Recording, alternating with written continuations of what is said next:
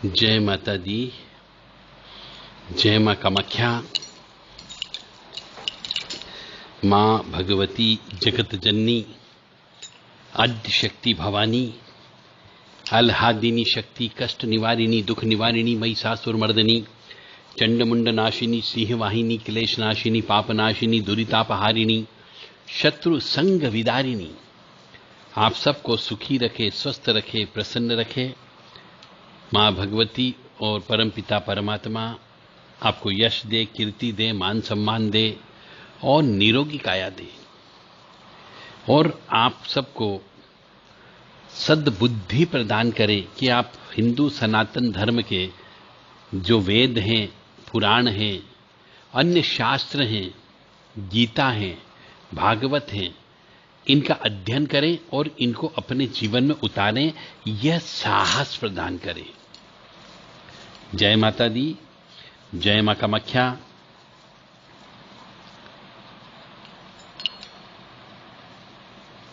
भक्त कितने प्रकार के होना चाहिए, कभी आपने सोचा ही नहीं। बहुत गहराई इसमें जानना पड़ेगा। इस कार्य के लिए आपको एक अनुसंधान करना पड़ेगा कि कितने प्रकार के भगत होते हैं। एक कॉमन सेंस के रूप में यदि आप लेकर के चलें तो एक भगत ऐसा होता है जो दिन रात हमेशा अपने इष्ट देवता का ध्यान करते रहता है, और एक भगत ऐसा होता है जो केवल मंदिर जाता है, दर्शन करके आ जाता है और अपने नित्य कर्म करता है, उसे कोई मतलब नहीं होता है। एक भगत ऐसा होता है जो आधा समय ईश्वर की आराधना में, आधा समय कमाने में लगाता है। यानी अलग अलग प्रकार के भगत होते हैं। और एक भगत ऐसा भी होता है जो पूरा तन मन धन और ये शरीर और आत्मा भगवान को अर्पित कर देता है। ऐसे भी भगत होते हैं। अब अलग अलग प्रकार के भगत होते हैं, परंतु फिर भी मैं आपको उदाहरण देकर के समझाने का प्रयास करूंगा तो शायद आपके समझ में आ जाए कि आप उस भगत में किस प्रकार की कैटेगरी में शामिल हो। अब एक भगत होता है मक्खी की तरह।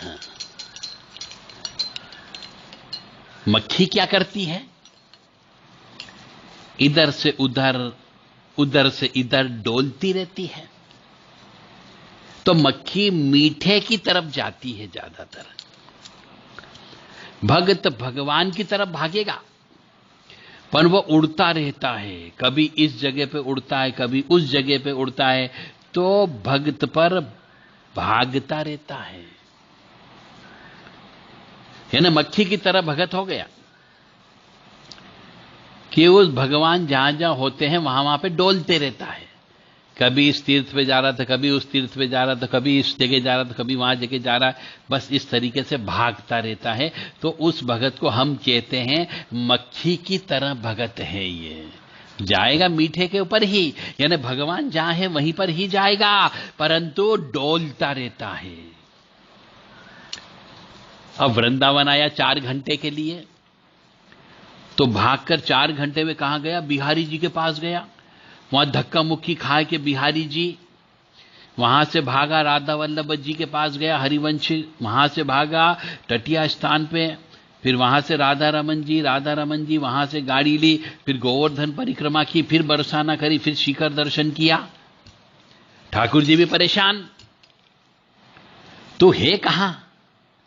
कभी यहां कभी वहां दिखता है। शाम तक पस्त। जो ब्रज से पस्त लौटे उसने क्या भक्ति करी? वो भागता रहा केवल। ये मक्खी की तरह होते हैं, यहां वहां। दूसरा होता है मक्खी की तरह, यानी जो मनुष्य भगवान है उनके पीछे भागता रहता है, परंतु भक्ति नहीं करता, सिर्फ भगवान के वहां जाके यहां से वहां डोलता रहता है, परंतु उसे भी हम भगत कहते हैं। और अब दूसरा भगत हो गया मधुमक्खी की तरह। एक तो हो गया मक्खी की तरह भगत, अब एक हो गया मधुमक्खी की तरह भगत होता है। अब मधुमक्खी क्या करती है जरा वो भी सुन लो। कि मधुमक्खी दिन भर इकट्ठा करती रहती है मधु को, और उस मधु को इकट्ठा करके एक जगह इकट्ठा करती रहती है और खुद मजा नहीं लेती है। 20 साल हो गए गीता जी पढ़ते पढ़ते, 20 साल हो गए भागवत जी पढ़ते पढ़ते, 20 साल हो गए श्री दुर्गा सप्तशती पढ़ते पढ़ते, अगर कथा से बाहर निकले और चप्पल खो गई तो परेशान हो गए। अरे चप्पल खो गई तो खो गई, जाने दो, बस परेशान हो गए।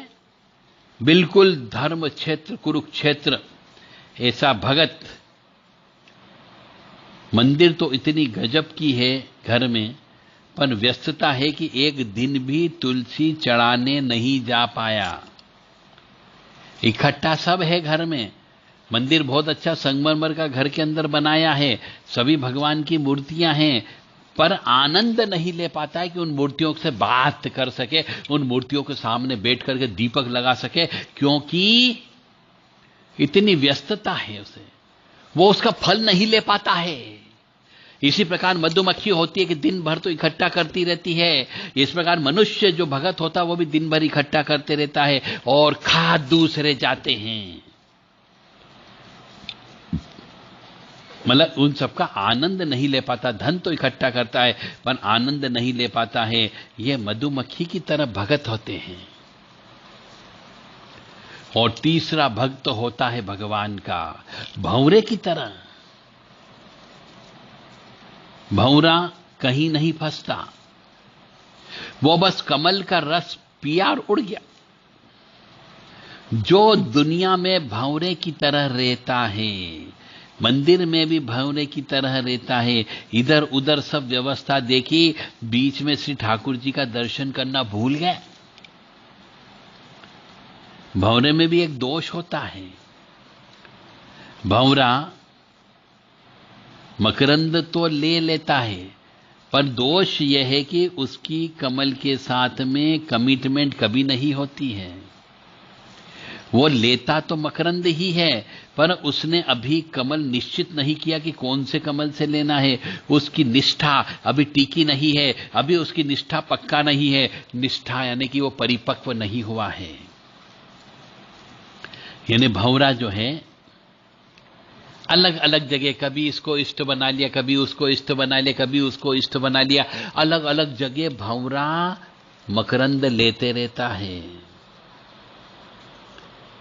यानी भंवरे की तरह तीसरा भगत हो गया, जो कभी भी स्थायी नहीं होता। उसके भगवान स्थायी नहीं होते हैं, उसकी निष्ठा पक्की नहीं होती है।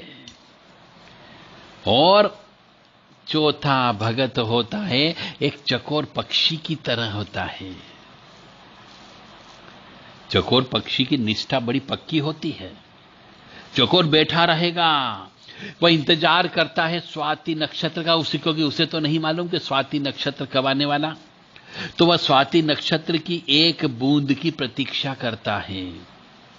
साल भर बैठा रहता है, जिंदगी भर बैठा रहेगा और 24 घंटे बैठा रहेगा, क्योंकि उसको पता नहीं कब नक्षत्र आ जाए। उसके जीवन का अस्तित्व इसी रूप में है कि स्वाति नक्षत्र की एक बिंदु चूक न जाए। चकोर साहित्य में अमर इसीलिए हुआ क्योंकि वो 24 घंटे आसमान को ताकते रहता है कि कब स्वाति की बूंद टपके और वो उसको स्वीकार करे। यानी एक भगत ऐसा ही होता है जो जीवन में किसी एक चीज को साध ले। चकोर के माफिक गिरिराज जी ने महात्मा रहते हैं तो नित्य गोवर्धन जी की 3 परिक्रमा कर देते हैं, वह चकोर ही है। यानी आप एक नियम बना लो कि मैं रोजाना हनुमान चालीसा के 11 पाठ रोज करूंगा, बस खत्म काम। या रोज नियम बना लो कि मैं दुर्गा सप्तशती का पाठ करूंगा, यानी करना ही करना है। रोज आप नियम बना लो कि मैं भगवान की आरती करूंगा, यानी करूंगा। उसे चकोर पक्षी बोलते हैं। तो ये जो है चौथा भगत होता है चकोर पक्षी। यानी एक निश्चित बिंदु उनने फिक्स कर लिया, उनने निष्ठा पक्की कर ली कि मुझे हनुमान जी चाहिए चाहिए। उनने ये निश्चित कर लिया कि मुझे दुर्गा जी चाहिए चाहिए। उनने निश्चित कर लिया कि मुझे ठाकुर जी चाहिए चाहिए। उनने निश्चित कर लिया कि मुझे भैरव जी चाहिए ही चाहिए। यानी एक चीज को साधो।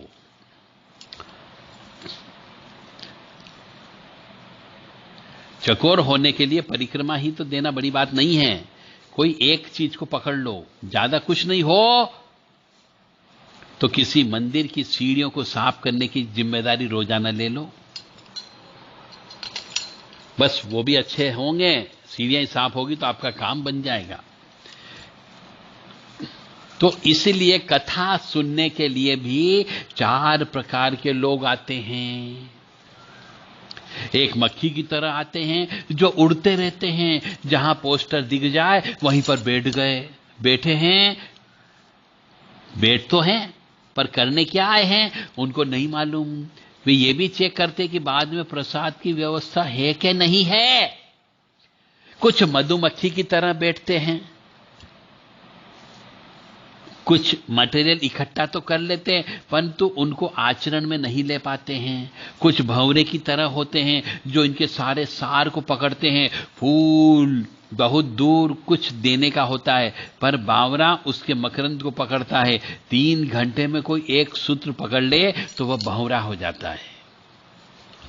और एक चौथा व्यक्ति होता है जो चकोर की तरह आता है, जो गुरुनिष्ठ होकर इष्टनिष्ठ होकर कथा में बैठे रहता है, गोविंद की प्रतीक्षा में रहता है, भगवान की प्रतीक्षा में रहता है, परमपिता परमात्मा की प्रतीक्षा में रहता है, इष्ट की प्रतीक्षा में रहता है। न कभी तो बात बनेगी वो यह सोचता है। कबहू तो दीन दयाल के भनक पड़ेगी कान। तो भगवान का हर व्यक्ति को अनुभव सत्संग में हुआ होगा और उनकी प्राप्ति का सबसे सहज अनुभव सत्संग ही है। इसीलिए ये 4 प्रकार के कथा में आने वाले भगत बताए गए हैं। अब आप अपने आप में स्वयं देखो कि आप किस प्रकार के भगत के रूप में कथा सुनने के लिए जाते हो या फिर किसी संत महात्मा के प्रवचन सुनने के लिए जाते हो। जय माता दी, जय मां कामाख्या।